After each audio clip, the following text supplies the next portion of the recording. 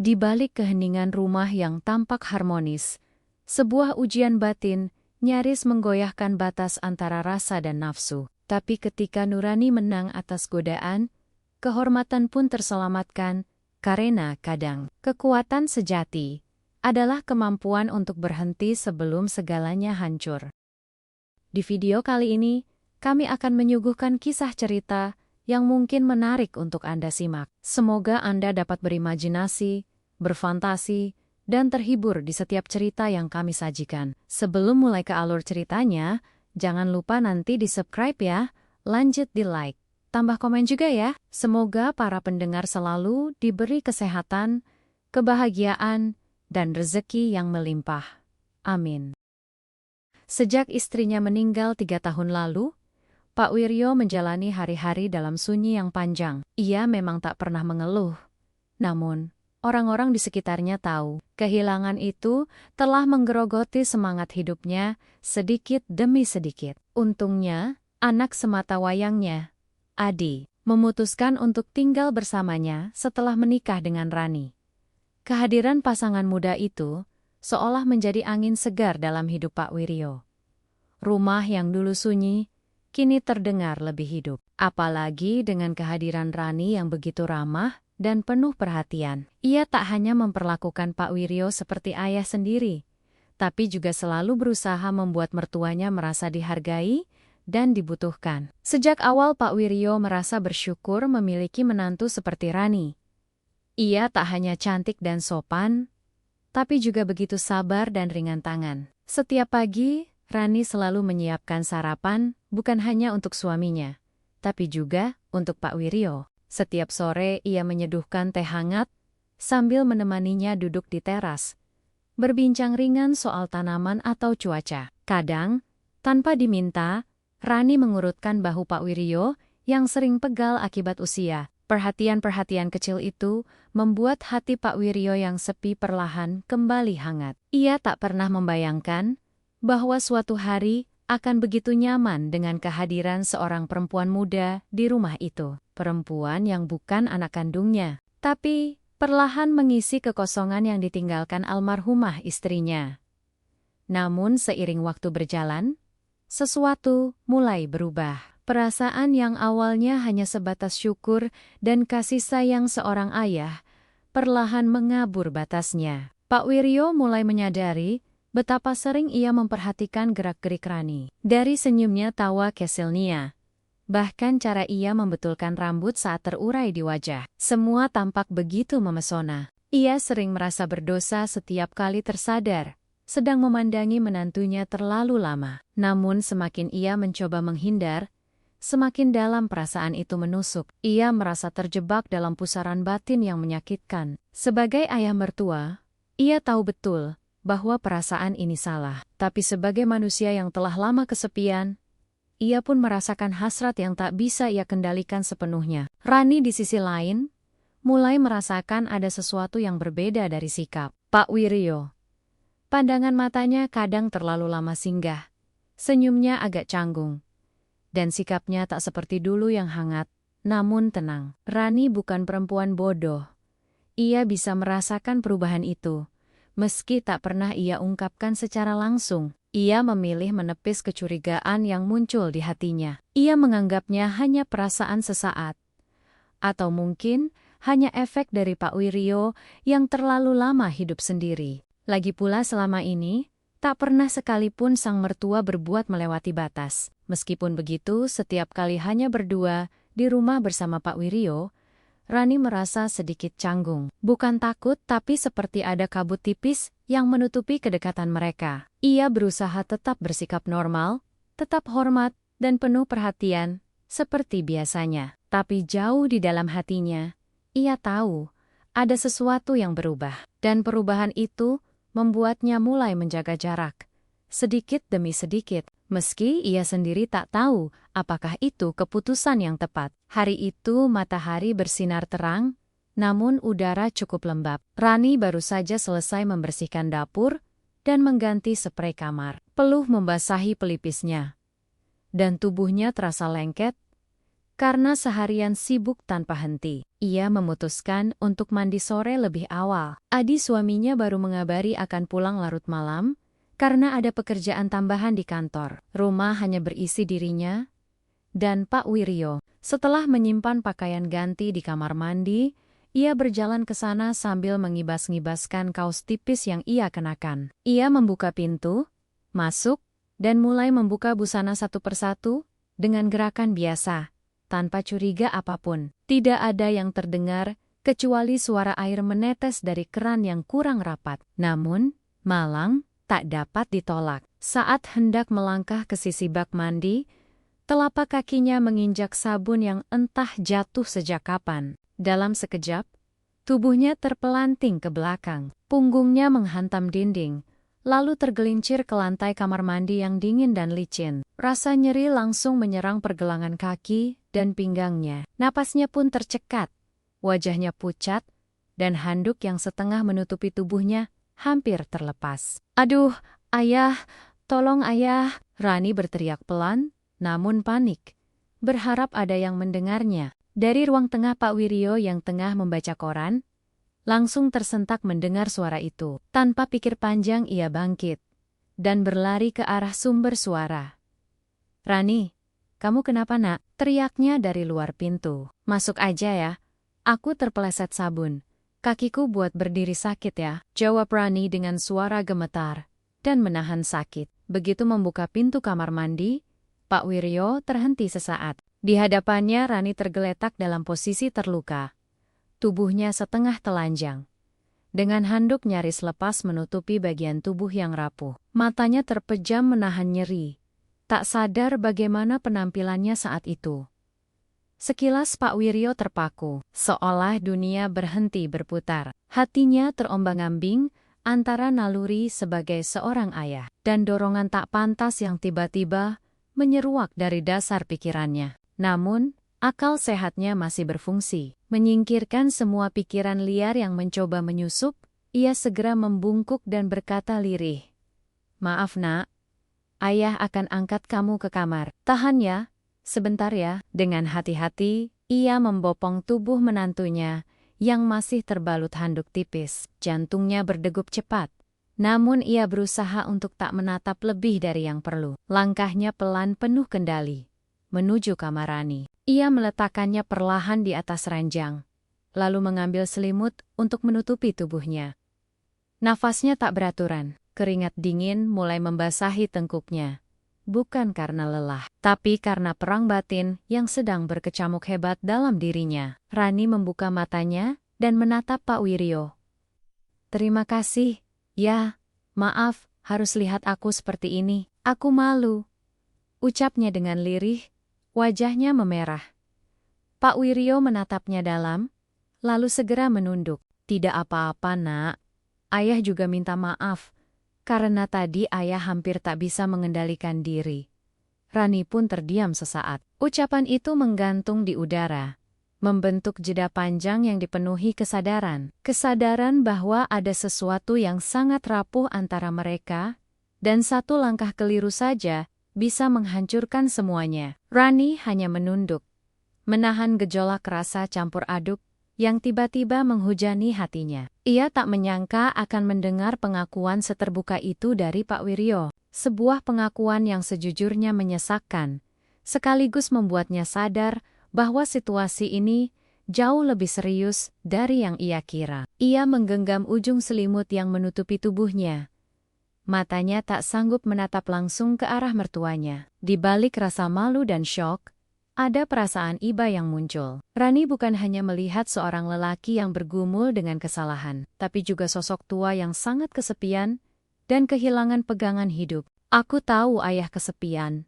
Lirih Rani suaranya nyaris tenggelam oleh detik jam dinding yang berdetak lambat. "Sejak ibu nggak ada, ayah pasti sering merasa sendiri ya." Laki-laki tua itu hanya mengangguk pelan, matanya mulai berkaca-kaca. "Kadang ayah merasa rumah ini terlalu besar, terlalu sunyi. Lalu kamu datang. Kamu mengisi ruang-ruang yang kosong itu nak." Suara Pak Wiryo terdengar seperti rintihan, bukan pembelaan. Sebuah pernyataan jujur dari hati yang sedang kacau, namun tak berniat merusak. Maafkan ayah. Bukan maksud ayah untuk membuatmu merasa tak nyaman. Tapi, ayah juga manusia. Rani menarik napas panjang. Ia merasa hatinya dicekam dilema. Di satu sisi ia sadar bahwa ini bisa menjadi awal dari kehancuran rumah tangganya jika tak dikendalikan. Tapi di sisi lain, ia juga tak ingin mempermalukan Pak Wiryo yang selama ini begitu baik padanya. Rani lalu bangkit perlahan, duduk di tepi ranjang, sambil menahan nyeri di pergelangan kakinya. Ia menatap Pak Wiryo, kali ini dengan ketegasan yang lembut. "Ayah," ucapnya dengan pelan, "aku ini istri anak ayah. Apapun yang ayah rasakan, kita nggak boleh biarkan itu menguasai kita. Aku percaya, ayah orang yang kuat." Pak Wiryo mengangguk cepat. Wajahnya tertunduk dalam. "Ayah tahu, Nak. Ayah nggak akan menyentuhmu. Ayah janji. Tapi bisakah kamu izinkan ayah untuk memelukmu? Bukan karena nafsu. Hanya agar ayah merasa tidak sepenuhnya sendirian." Rani pun terdiam sejenak. Ia tahu permintaan itu berbahaya. Namun, entah kenapa, ia juga tahu bahwa dalam pelukan itu mungkin tersimpan luka yang tak pernah sempat sembuh. Pelan-pelan ia mendekat, lalu memeluk mertuanya dengan hati-hati. Pelukan itu terasa hangat, namun penuh keraguan. Pak Wiryo membalas pelukan itu, namun tubuhnya gemetar, seperti sedang menahan sesuatu yang sangat besar dalam dirinya. Tapi detik berikutnya, pelukan itu berubah. Nafas Pak Wiryo menjadi berat, dan tangannya mulai bergerak, tak semestinya Rani membeku. Ia bisa merasakan bahwa mertuanya tengah berada di ambang batas kendali. "Ayah!" bisiknya dengan lirih, separuh takut, separuh memohon. Tapi Pak Wiryo tampak seperti kehilangan arah. Wajahnya mendekat, bibirnya gemetar. Ia menatap Rani lalu dengan suara parau berkata, "Ayah mohon, sekali ini saja, Nak." Namun tepat sebelum jarak itu menyatu, tatapan Rani yang jernih dan sedih menghentikan segalanya. Dalam sekejap Pak Wiryo tersadar. Ia sedang berdiri di tepi jurang. Pak Wiryo mundur pelan. Tubuhnya limbung seolah baru tersadar dari mimpi buruk. Ia menunduk, kedua tangannya terkepal, gemetar hebat. "Astagfirullah, apa yang hampir ayah lakukan barusan?" gumamnya dengan suara yang parau. Ia menjauh dari ranjang. Matanya tak berani lagi menatap Rani. Ruangan itu terasa sesak. Udara yang tadi sunyi kini dipenuhi oleh rasa malu, sesal, dan ketegangan yang tak bisa diucapkan dengan kata-kata. Pak Wiryo berjalan mundur hingga punggungnya menabrak dinding kamar. Ia berdiri di sana, menunduk dalam diam. Nafasnya berat dan tidak beraturan. Rani hanya terdiam. Masih dalam posisi duduk di tepi ranjang, tubuhnya setengah terselubung selimut. Ia menarik napas panjang, mencoba memahami badai yang barusan terjadi. Dalam dirinya pun bergemuruh emosi, kaget, takut, marah, tapi juga kasihan. Ia tahu mertuanya itu tak sepenuhnya berniat buruk. Ia bisa merasakan bahwa yang muncul barusan bukan hanya nafsu, tapi luka panjang dari seorang lelaki yang terjebak dalam kesunyian. Namun tetap saja, yang terjadi tadi hampir menghancurkan batas sakral dalam keluarganya. Rani tak bisa membayangkan apa jadinya jika mereka benar-benar melewati garis itu. "Ayah," ucap Rani akhirnya. Pelan, namun tegas. "Kita hampir melakukan kesalahan besar. Tapi ayah berhenti. Itu artinya ayah masih punya kendali, masih punya kehormatan. Kita masih bisa memperbaiki semuanya. Mulai dari sekarang." Kalimat itu seperti tamparan lembut bagi Pak Wiryo. Ia mengangkat wajahnya perlahan. Matanya basah. Di matanya ada rasa malu, tapi juga kelegaan. Ia merasa seperti ditarik kembali dari tepi jurang oleh tangan seseorang yang masih percaya padanya, meski sudah nyaris jatuh. Dengan langkah pelan, Pak Wiryo menghampiri Rani, tapi kali ini menjaga jarak. Ia menatapnya penuh hormat, seperti melihat kembali martabat dirinya sendiri yang sempat goyah. "Terima kasih, Nak. Terima kasih karena kamu tidak menamparku, tidak mengusirku, padahal kamu bisa saja melakukannya. Ayah akan menebus semuanya. Ayah janji akan jadi pelindungmu, bukan ancamanmu." Rani mengangguk pelan. Air mata menggantung di sudut matanya. Aku percaya, ayah bisa. Tapi, tolong jangan buat aku harus menjaga jarak lebih dari yang seharusnya. Aku masih ingin menganggap ayah sebagai bagian dari hidupku. Untuk beberapa saat, mereka hanya duduk dalam diam. Tak ada lagi pelukan. Tak ada lagi kedekatan fisik. Hanya dua manusia yang telah menyadari betapa rapuhnya batas yang nyaris mereka lewati. Pak Wiryo pun segera keluar dari kamar, membiarkan Rani beristirahat. Di luar kamar, ia menatap langit yang mulai gelap. Angin sore menyapu wajahnya, membawa serta penyesalan yang tak akan pernah ia lupakan. Ia tahu hari ini adalah titik balik dalam hidupnya. Ia tak ingin lagi berdiri di tepi jurang itu. Tidak lagi, demi dirinya, demi anaknya, dan terutama, demi Rani. Malam mulai turun perlahan, menyelimuti rumah itu dalam keheningan yang lain dari biasanya. Di dalam kamar Rani telah mengenakan pakaian tidur longgar, duduk bersandar di ranjang, sambil memegangi pergelangan kakinya yang masih nyeri. Tatapannya tampak kosong.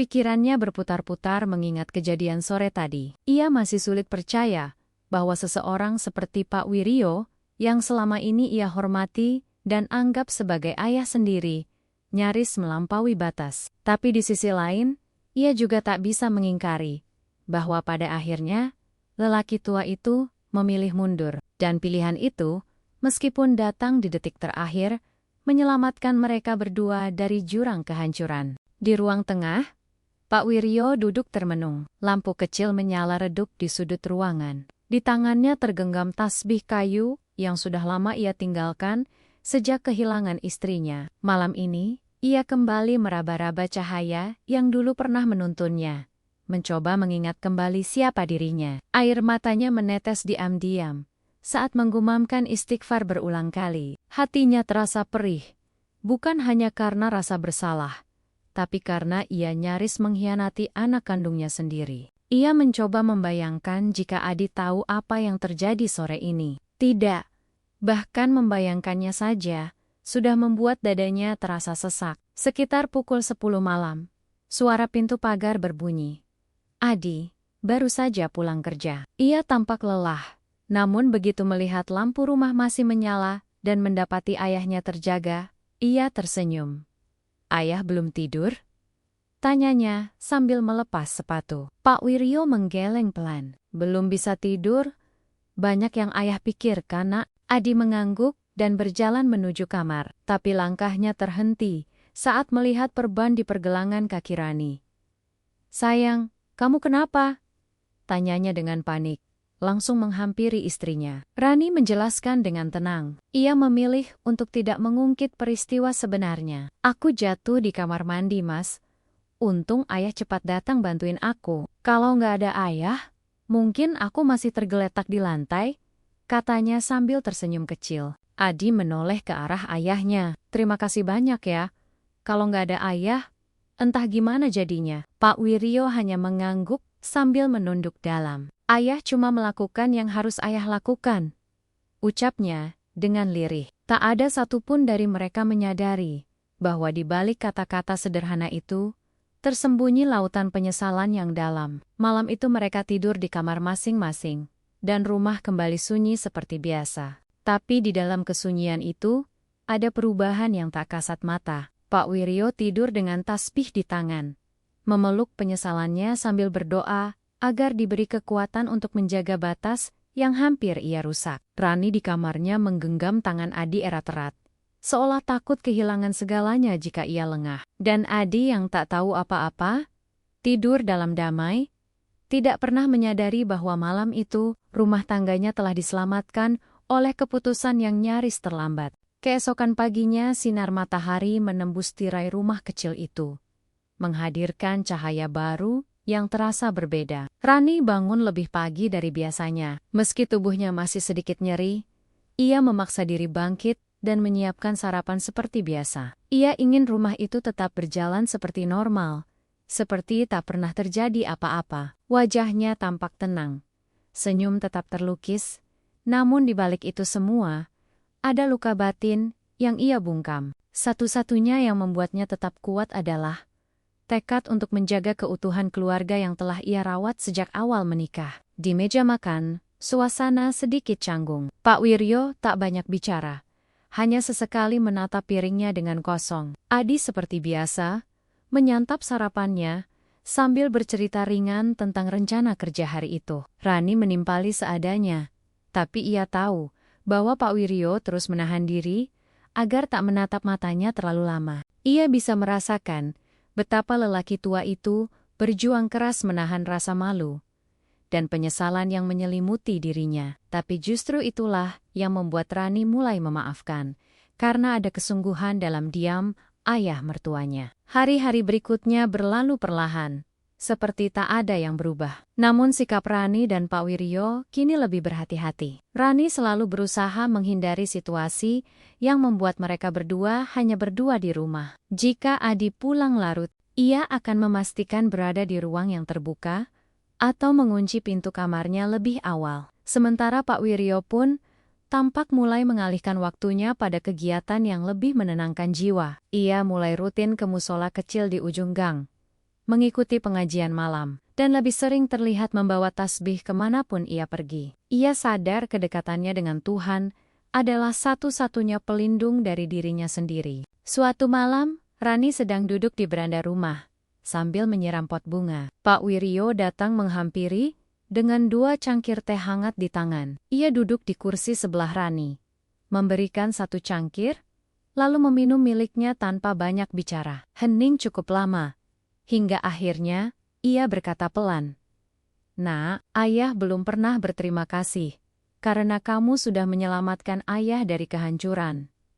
Rani menoleh dan tersenyum tipis. "Kita sama-sama menyelamatkan diri. Ya, aku pun bisa saja terpeleset. Tapi kita memilih untuk berhenti." Kata-kata itu menampar Pak Wiryo, lebih dari sekadar sindiran. Ia hanya bisa mengangguk, matanya berkaca. Sejak malam itu, keduanya mulai kembali berdamai dengan keadaan. Meski tak pernah membicarakan lagi secara langsung kejadian sore itu, mereka tahu luka itu pernah ada, tapi luka juga bisa sembuh jika dirawat dengan kesadaran dan penyesalan yang tulus. Rani tak lagi merasa takut saat berada di dekat ayah mertuanya, dan Pak Wiryo pun mulai menemukan dirinya kembali. Bukan sebagai laki-laki yang rapuh oleh nafsu, tapi sebagai ayah yang tahu batas dan harga dirinya. Mereka bukan sempurna, tapi mereka memilih untuk tidak jatuh. Dan dari sana, mereka menemukan kekuatan baru dalam diam.